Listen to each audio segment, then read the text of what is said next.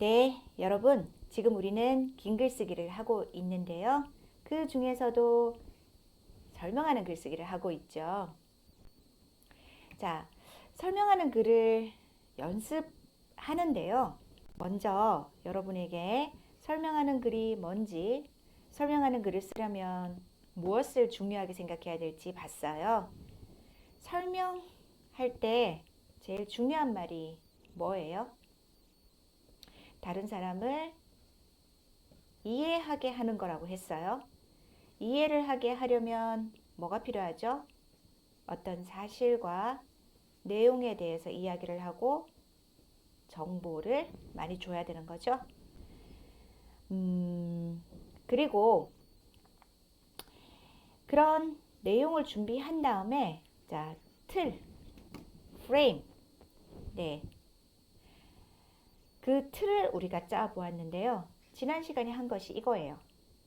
뭐냐면 자, 바로 시작, 중간, 끝. 그 다음에 이거를 어떤 순서로 할 것인가. 그 이야기였죠. 자, 지금 우린 여기까지 와 있어요.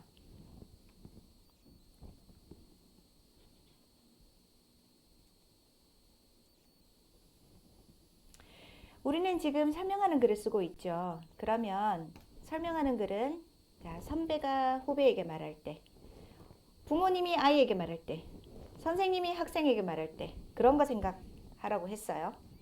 그러면요. 아는 사람이 모르는 사람에게 새로운 내용을 알려주는 거예요.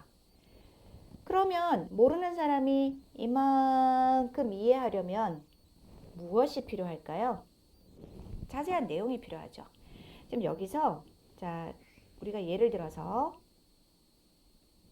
지역별 인사말을 설명하고 있어요.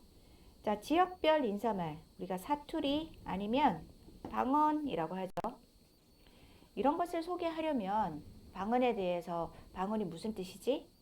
정의도 해야 되고 그 다음에 예를 들면 이렇게 있고 그 지역별로 다르다는 예도 보여줘야 되고 네, 이런 설명할 내용들이 많아요.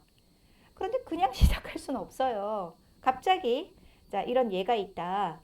이렇게 시작할 수는 없어요. 시작을 하는 방법을 알아야 되죠.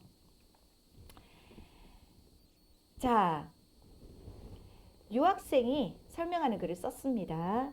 이게 짱야오청이라고 대학교 4학년 학생이 쓴 건데요. 여러분처럼 외국인 학생이에요. 자, 이 학생의 전공이 식품영양학이에요.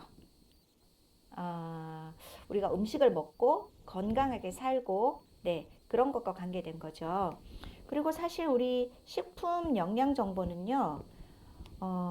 무엇이든지 우리가 이렇게 가게에서 사는 음료 뒤에 보면 식품 영양 정보가 적혀 있어요. 이런 것을 우리는 중요하게 생각하면서 사고 또 자기 몸에 좋은지 아닌지 생각할 때가 많습니다. 굉장히 중요한 전공이에요. 근데 나는 이 전공에 대해서 잘 몰라요. 네, 이 친구가 자기 전공을 선생님에게 소개한 거죠. 아니면 여러분 다른 친구에게 다른 전공 친구에게 소개한 거예요. 문단이 있는데요. 지금 보니까 문단이 몇 개예요? 눈으로 보여요? 자, 문단을 시작할 때 들여쓰기를 하고 그다음 문단이 끝나면 네, 이렇게 비워야 됩니다. 맞죠? 그 다음에 자, 이 친구가 시작을 어떻게 했나 한번 볼까요? 식품영양학은 인간 식생활에 필요한 뭐뭐이다. 자, 모르는 말 있지만 신경 쓰지 맙시다.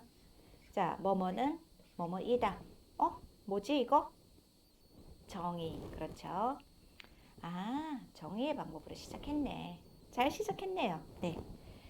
그 다음에 즉, 이 분야에서는 자, 눈으로 한번 따라와 보세요. 뭐뭐하고 뭐뭐와 뭐를 살펴본다. 선생님 왜 안 읽었을까요? 길어요. 긴 문장은 쓰는 사람도 길게 쓰기가 힘들지만 보는 사람도 힘들어요. 이렇게 길게 쓰면 읽을 때 네, 생각하기가 정말 힘듭니다. 자, 그 다음에 또한 뭐뭐도 중시한다. 그러면 구체적으로 이 분야에서 중요하게 생각하는 것과 기여할 수 있는 것은 무엇일까? 이거 보인다. 자, 이건 보여요? 질문의 방식이네요. 자, 이 글을 쓰게 된 이유는 뭐가 필요하기 때문이다. 아, 이유가 나왔네요. 자, 이 친구가 시작하는 방법에 우리가 앞에서 공부한 것을 많이 썼어요. 한번 찾아줄까요? 첫 번째, 뭐뭐는 뭐뭐이다. 정의의 방법을 썼고요. 그 다음에 뭐가 보여요? 그러면 뭐뭐일까? 질문하는 방식이 있네요. 이 글을 쓰게 된 이유는 뭐뭐기 때문이다. 이게 뭐였지? 모티베이션. 네, 동기의 방식도 있네요. 자, 이 세 가지 방법을 모두 썼어요. 시작을 잘했습니까? 잘했습니다. 네.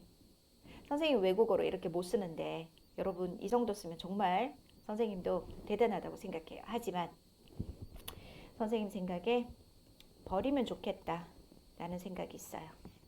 바로 이 부분이에요. 시작할 때 이렇게 자세하게 설명할 필요가 없어요. 시작할 때는 정말 시작만 하면 돼요. 이렇게 자세한 내용은 말하고 싶다면 어디로 가야 되죠? 중간으로 가면 되죠. 네. 자, 이 친구는 중간에서 어떤 이야기를 했을까요? 한번 볼까요?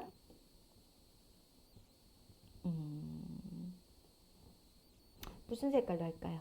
네, 까만색, 회색. 자, 이 색깔로 해볼게요.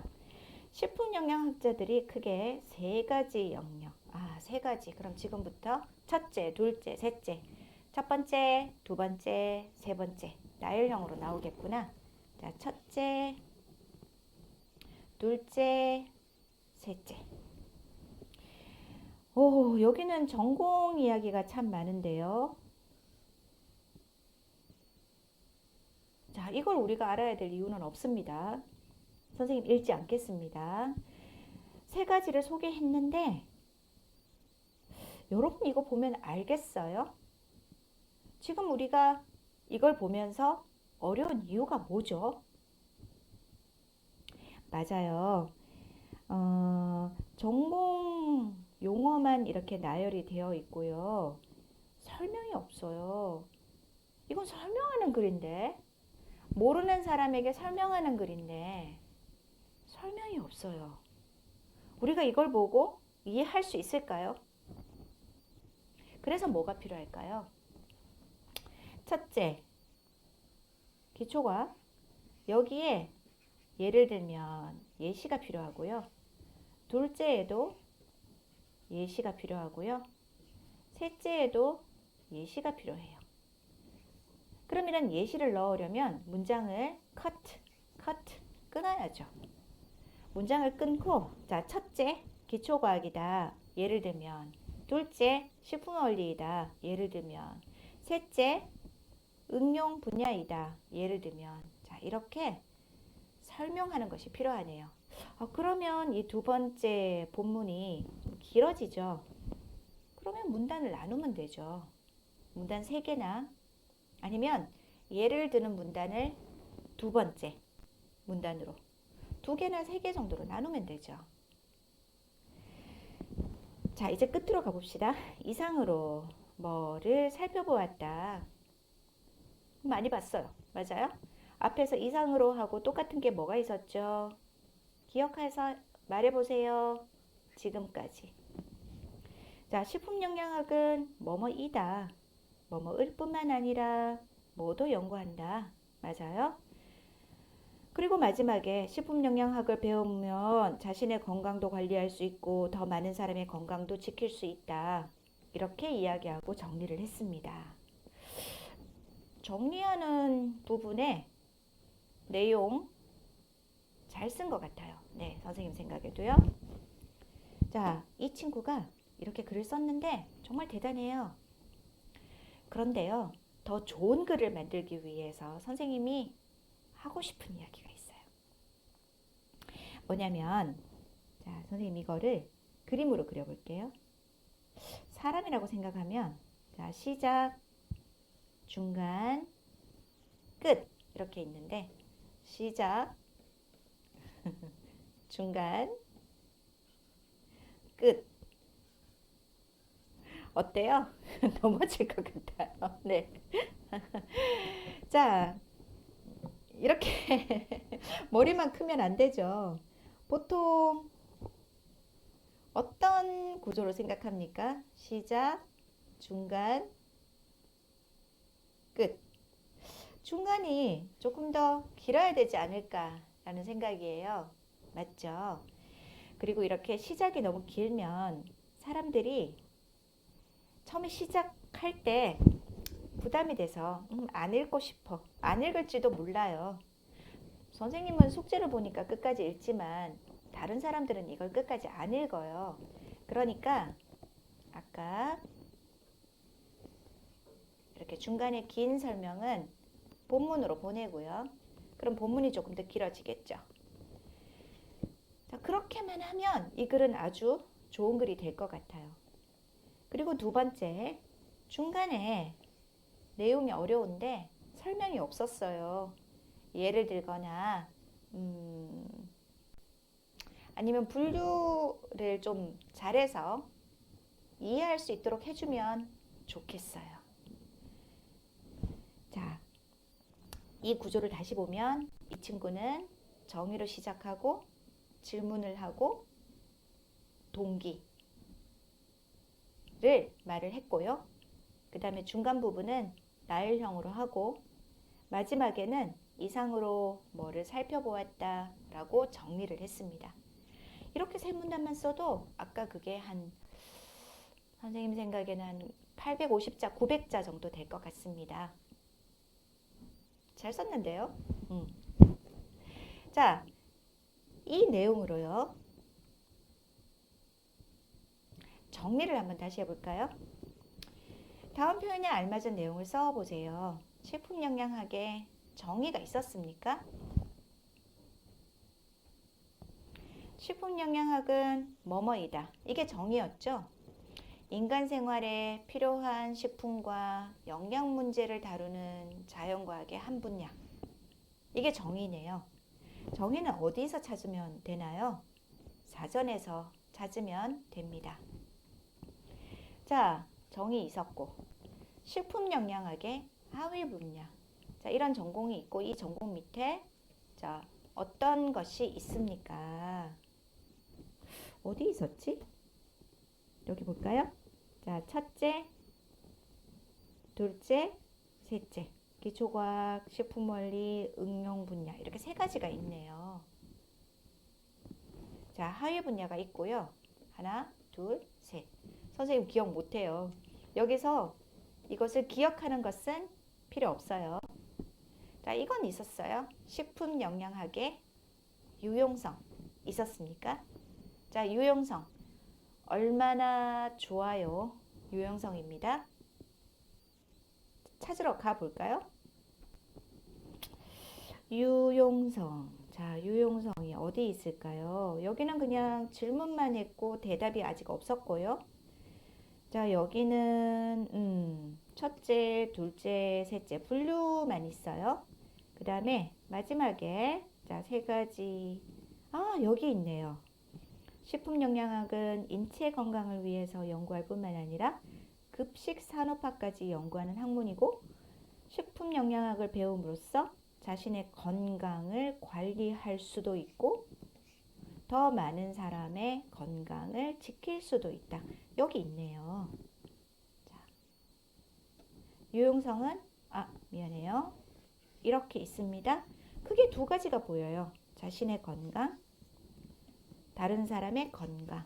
예, 그걸 일로 하는 사람들이죠.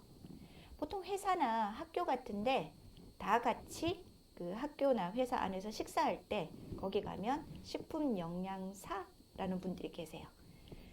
우리의 건강을 위해서 건강하고 맛있는 음식을 계획하는 분들이죠. 그분들 전공이 식품 영양학이죠. 이런 그 음료수를 만드는 회사에도 식품 영양학 전공자들이 계시죠. 자, 유용성으로 마지막에 건강을 지키는 그런 이야기를 했어요. 자, 이런 이야기는 마지막에 강조할 때 쓸 수 있으니까 이건 어디에 들어가면 돼요? 마지막에 들어가면 돼요. 다시 한번 볼까요?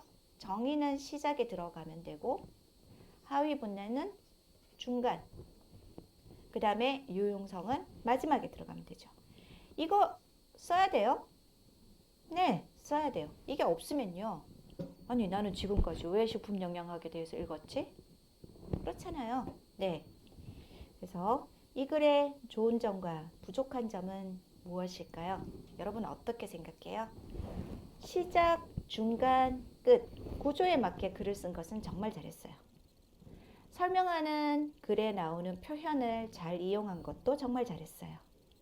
자기 전공의 자료를 잘 찾아보고 사실을 쓴 것도 정말 잘했어요. 자, 부족한 점은요. 시작할 때 내용이 좀 많았고요. 그 다음에 중간에 설명이 별로 없어서 이해할 수가 없었어요. 그래요. 설명하는 글은 이렇게 판단합니다. 나중에 여러분들이 설명하는 글을 잘 쓰게 되면 다른 사람의 글에서 이런 좋은 점 봤죠? 그 좋은 점을 여러분도 해보고요. 부족한 점은 어떻게 해야 되죠? 그렇죠. 부족한 점은 여러분이 고치도록 노력해야 되겠죠. 야, 우리 많이 왔네요. 다음에는요. 여러분이 글을 한번 써봐야 되거든요. 자, 여기까지 잘 따라오고 있죠? 혹시 이해가 안 된다면 꼭 복습하세요. 자, 그러면 다음 시간에 또 만납시다. 고맙습니다.